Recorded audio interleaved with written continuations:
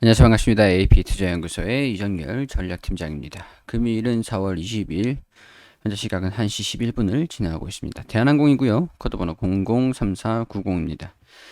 자, 대한항공이 저도 가장 궁금한 부분들이 이 부분들을 좀 지켜주고 반등이 나올 것인가 아니면 이탈을 할 것인가, 그런 부분들이 가장 중요하게 적용이 될 것이고, 저도 가장 궁금한 그런 부분입니다. 이탈을 한다 그래도 어느 정도 이해를 할 수 있는 부분들이기 때문에, 더군다나 반등도 나와주고 있기 때문에 섣불리 이 구간에서 올라갈 겁니다. 떨어질 겁니다. 그런 예측을 말씀을 드리기에 좀 다소 좀 무리가 있는 부분들인 것 같아요. 제가 방금 예측이라고 말씀드렸잖아요. 예측은 할 수는 있지만, 제가 항상 뭐 다른 종목들도 말씀드리지만, 항상 이 종목에서도 언급을 드리지만, 예측은 의미가 없습니다. 예측은 의미가 없고, 움직이는 것을 확인을 하면서 대응을 하는 게 가장 중요하다. 그런 부분들. 이거는 제 투자에 대한 제 소견, 제 그런, 제 스타일이기도 해요. 제 스타일. 뭐, 일단은, 어, 오늘 반등이 좀 나와줬죠. 오늘 반등이 나와줬는데, 딱히 뭐, 추세의 전환이라든가, 내일 또 음봉이 나오지 말라는 그런 보장은 없어요. 그냥 단순 우행보 흐름들을 보여주고 있다. 근데 일단 어떤 호재성 기사들이 좀 나와주긴 했습니다. 호재성 기사들이 좀 나와주면서 외국이나 기관이랑 지금 이제 투자 심리를 보니까 조금 개선이 되려고 하는 그런 모습을 보여주고 있으면서, 최근에 좀 매도를 하고 있던 그런 모습들이 매수세로 전환이 좀 되고 있어요. 근데 뭐 하루 이렇게 전환된 거는 내일 또 매도로 전환이 될 수가 있거든요. 그렇기 때문에 지금 상황에서는 외국인이나 기관이나 주가를 끌어올려 줄 겁니다라고 얘기를 하기에도 다소 좀 이제 관망 심리가 좀 더 강하기 때문에 조금 섣부르다라고 생각이 좀 되기도 합니다. 자, 일단은 뉴스들이 있었는데, 아시아나항공, 카이와 뭐 영국의 월스타 에비네이션, 저 약 3천억 원 투자금을 아시아나항공이 투자를 유치를 할 예정이라고 해요. 어, 자, 여객기를 화물기로 개조하고 급증하는 화물 운송 시장을 선점한다는 계획이라고, 전략이라고 합니다. 이런 것들로 인해서 화물 수요를 대응을 하기 위해서 투자금을 유치해서 화물 운송 산업을 키우겠다, 이렇게 얘기를 한 부분들이기 때문에, 화물이 지금 운임료가 좀 조정을 받고 있는 그런 상황들인데, LCC라든가 저가 비행사라든가 다른 항공사들도 화물 쪽으로 지금 집중을 하려고 하고, 적자를 축소를 시키는 거는 화물을 타겟으로 하고 있기 때문에, 너도 나도 화물을 해주겠다, 운송을 해주겠다라고 얘기를 하면은, 이런 부분들이 아무래도 운임료가 하락을 하게 되는 그런 요인들이 될 수가 있겠죠. 그렇기 때문에 운임료가 하락을 한다라는 부분들은 전제 조건으로 깔고 가야 된다는 부분들이고, 아시아나 같은 경우에서는 적자가 축소가 될 수 있겠다. 화물 쪽으로 집중을 하면서 투자금을 유치를 해서 화물 쪽으로 해서 적자를 축소를 시키려고 하는 부분들은 대한항공이 그만큼 부담이 덜해지지 않을까. 아시아나항공이 대한항공의 유상자 시점이 미뤄지면서 자금 수혈이 시급한 상황에 수천억 원의 투자 유치로 숨통이 트일 것으로 전망이 된다라고 하는 것들이 대한항공에 반영이 되고 있다라고 하는 것들이 되겠죠. 대한항공은 오늘 6월에 아시아나항공 1조 원 규모의 유상증자에 참여할 계획이었으나 기업 결합 심사 일정 등으로 지금 이런 것들이 계속 연기가 되고 있다. 일단은 뭐 이게 신의 한 수라고 평가를 받고 있는 그런 상황인 것 같은데, 대한항공도 여객기를 화물기를 전환을 시키고 화물 운송을 확대를 시켜가지고 흑자를 성공을 했습니다. 그렇기 때문에 이번 1분기는 흑자가 날 수 있겠다라고 보고 있는 부분들이긴 한데, 일단은 화물 운송료가 운임비가 줄어들고 유가가 상승을 함에 따라서 1분기보다는 2분기가 실적을 좀 못하지 않을까라고 걱정은 하고 있는 부분들이에요. 아시아나도 마찬가지죠. 근데 아시아나가 지금 이제 화물 쪽으로, 여객이 계속 어두운 상황이니까 화물 쪽으로 눈 돌려서 투자금을 유치를 했다라고 하는 것들이, 대한항공이 아시아나를 인수를 하면서 제가 말씀드렸던 게, 적자가 더 심해진다 그러면 대한항공 입장에서는 또 이게 독이 될 수도 있다. 더 인수를 하고 정상화를 시키는데 더 큰 자금이 들어갈 수 있기 때문에 시장의 예상보다는 좀 더 오랜 시간이 걸릴 수도 있는 부분들이 될 수도 있기 때문에, 그런 것들이 조금 우려였다. 우려 그런 부분이었습니다. 근데 아시아나가 지금 이제 자금 수혈이 절실한 상황에서 지금 한국항공우주 그리고 영국 월스타 에비에이션 여기에서 3천억 원 투자금을 유치해서 화물운송 시장을 개척을 하겠다라고 얘기를 하는 것들은 아무래도 긍정적인 요인들이다라고 할 수 있을 것 같아요. 자, 보면은 아시아나 항공의 화물 매출 추이가 점점 올라가고 있는 모습들을 보여주고 있죠. 근데 일단은 화물 운임료가 줄어들고 있기 때문에 2분기가 중요하겠다라고 좀 보입니다. 6월 달쯤에 지금 4월인데 여기 보시면은 오는 6월에 아시아나 1조 원 규모의 유상증자에 참여할 계획이었으나 기업 결합 심사 일정들로 인해서 인수 시점이 늦춰졌다라고 하죠. 그렇기 때문에 기업 결합 심사 어제 같은 경우에서는 뭐 터키는 기업 결합 심사를 통과를 시켜줬다고 하는데 유럽에서는 다른 항공사를 M&A를 승인을 안 해줬다라고 하죠. 자, 일단은 한국에서 승인을 하는지 여부들이 좀 중요하게 적용이 될 것 같은데 어떻게 흘러갈지는 뭐 공정거래위원회가 지금 검토를 계속하고 있겠죠. 자, 국내 이착륙 항공기 2027년도까지 84만 대로 확대가 되고 있다. 자, 뭐 앞으로 확대를 할 것이다라는 얘기들을 하는 겁니다. 국내 항공사들 2027년도까지 확대를 시켜가지고 여객수 편수를 늘릴 것이다.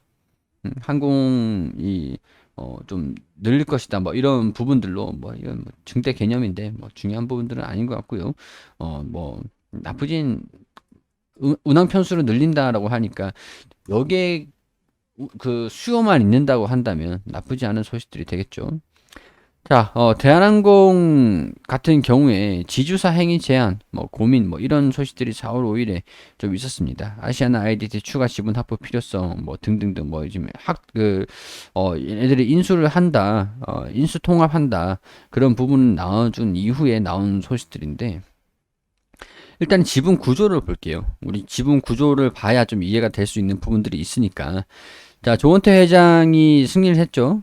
승리를 했고, 한질칼에 20% 지분을 가지고 있고, 한진칼이 대한항공이 27% 가지고 있습니다. 지분 담보, 지분 확보, 산업은행에서 담보를 하고 확보를 해가지고 또 아시아나 인수를 하는데, 자금을 좀 수혈을 해주고, 뭐 그런 부분들이 좀 진행이 되고 있습니다. 대한항공 같은 경우에서는 아시아나 지분을 유상증자를 통해서 확보를 하려고 하고 있는 그런 상황들인데, 자회사 LCC들이 있는 상황들이에요. 그래서 이거를 어떻게 지분 정리를 하느냐, 자회사들을 어떻게 통합을 하느냐, 그런 부분들이 굉장히 중요하게 작용이 될 수 있을 것으로 예상이 됩니다. 지원 부분 계열사를 통합하는 과정에서도 LCC처럼 지주사 행위 제한 문제가 발생해 이를 해소하는 방안으로 추진을 해야 된다. 아시아나항공이 아시아나 IDT 최대 주주로 지분율이 76%를 보유하고 있기 때문에 우리 사주 조합 지분율이 0.53%다. 그런데 공정거래법상 지주사의 손자회사는 지주사의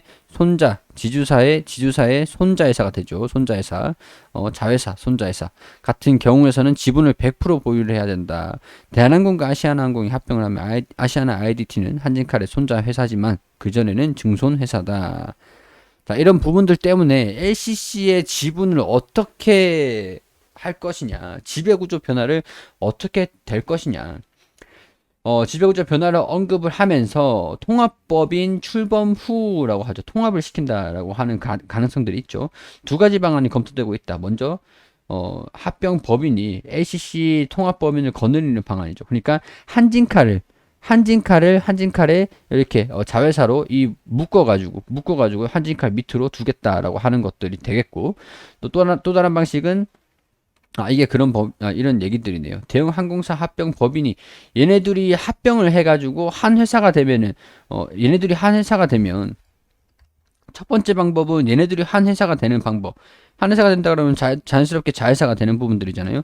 여기 밑에 여기 이렇게 돼 있으니까 이걸 합쳐버리고 하나 회사가 되면은 이런 식으로 깔리게 되는 게 가능하니까. 근데 여기 아니면은 여기를 여기 이쪽으로 주는 거죠. 이렇게 아시아나 항공이 아니라 이런 식으로 첫 번째 방안, 그리고 두 번째 방안 합병이 돼가지고 이런 식으로 깔던가 이런 방식이 거론이 되고 있다라고 하는 것들이죠. 자, 이런 식으로 여기 나오네요. 대한항공, 아시아나 이걸 합병을 시키는 거고 통합사를 만드는 거죠. 그러면 지주사, 자회사, 손자회사 그리고 환질칼이 통합사를 따로 갖고 있고 대한항공, 아시아나를 합병을 시키는 이런 방식이 두 가지 방안이 되는데 뭐 사실 이게 저는 제 개인적으로 중요하긴 하지만 중요하진 하지만 이게 핵심은 아닌 것 같거든요. 어, 하려면은 뭐 이 방식이나 저 방식이나 할 수는 있겠죠. 옵션으로 가지고 있는 부분들이니까. 여기에 따른 비용도 그렇고, 업무의 효율도 그렇고, 그리고, 대한항공이 아시아나항공을 하기 위해서 이 둘 중 하나를 선택해야 된다라는 부분들이 문제가 되는 것들이지. 법적으로 이렇게 진행이 돼야 된다라고 하는 것들이 문제가 되는 것들이지. 뭐, 이게 할 수 없는 부분들은 아니니까 두 가지 중에 하나가 되겠죠. 여기에서 아시아나항공이나 지금 자회사 같은 경우에는 화물에 적합하지가 않기 때문에 실적이 굉장히 안 좋게 되고 있는 상황들인데 자칫하면은 이 LCC 통합사 이거를 다 한 번에 얘기를 하는 거죠. 이 통합사를 한진칼이 먹어가지고 이 실적이 좀 악화가 되거나 괜히 좀 무리했다 이렇게 평가가 되거나 대한항공이나 아시아나나 합쳐져 가지고 이 적자를 다 메꿔야 되는 그런 먹여 살려야 되는 상황이 생길 수가 있기 때문에 그런 부분들이 지금 우려감을 가지고 지켜보고 있는 그런 상황들이다. 자, 이렇게 말씀을 드릴 수 있을 것 같고 2주 만에 3호 회사채 100억 추가 발행을 했다. 여율이 3.2%다. 최근 한 달 새 공모 회사채 발행에 이어 계속 이렇게 공모를 하고 있는 부분들입니다. 빚을 계속 늘리고 있어요. 이게 무슨 얘기냐? 빚을 늘려가지고 이거를 아시아나 합병하는데 자금을 사용을 할 것이다라는 부분들로 해석을 할 수 있겠지만은 인수를 하기 위해서 재물을 해치고 있다. 빚을 늘리고 있다. 물론 뒤에 산업은행이 있죠. 산업은행이 있는 부분들인데 이런 사모채를 발행을 했다. 뭐 갚으면 되는 부분들이고 좋아지면 되는 부분들이지만 괜히 무리를 하고 있는 건 아닌가. 자, 뭐 일단은 온라인 간담회에서 당사 부채 비율은 300%대라고 얘기를 했기 때문에 유상증자 또 진행을 했었고 2조 5천억의 수준의 유상자를 진행하고자 했다. 아시아나항공 인수와 맞물려서 흥행이 예상되자 8천억 원 늘린 3조 3천억 원 규모로 정했다. 유상증자를 진행을 했고 660%였으나 절반 수준으로 낮아지기 때문에 당사 부채 비율이 300%다라고 하는 것들은 그래도 부채를 발행을 한다라고 하더라도 그렇게 재물을 해치진 않겠구나라고 보고 있는 부분들이 될 수가 있겠죠. 그렇지만은 어느 정도 금액이 더 들어갈지 LCC들이 개선을 하는 모습을 보여주면 그래도 좀 다행스럽다라고 할 수 있는 부분들이지만은 아직까지 불확실적인 부분들이 조금 어느 정도 있기 때문에 이런 부분들이 진행이 되는 과정들을 확인을 해가면서 천천히 이 기업을 좀 보시면서 접근하는 게 올바르지 않겠나 하는 그런 생각이 좀 듭니다. 자, 여러 가지 이슈들이 좀 있는 상황들이에요. 어떻게 변화가 될지도 불확실한 상황입니다. 이런 것들을 지켜보면서 제가 이제 또 어떤 이슈들이 나와주고 확정이 되는 소식들이 있어주면 여기에 따른 내용들을 말씀을 계속 드릴 겁니다. 브리핑을. 그렇기 때문에 여러분들은 이런 내용들을 확인을 하시고 투자의 판단에 참고하시는 게 좋겠죠. 자, 이런 부분들 참고를 하시고 저는 다음 또 이제 브리핑을 드릴 수 있도록 하고 내일 다시 인사드릴 수 있도록 하겠습니다. 그리고 우리 AP투자연구소의 김용재 소장님께서 매일매일 무료로 종목을 추천해드리고 있습니다. 검색창에 AP투자연구소라고 검색을 하시면 상단에 홈페이지가 나옵니다. 들어오셔가지고 위에 여기에 2021년 무료 추천 종목 보시면은 매일매일 이제 종목 추천 드린 내역들이 확인이 되시거든요.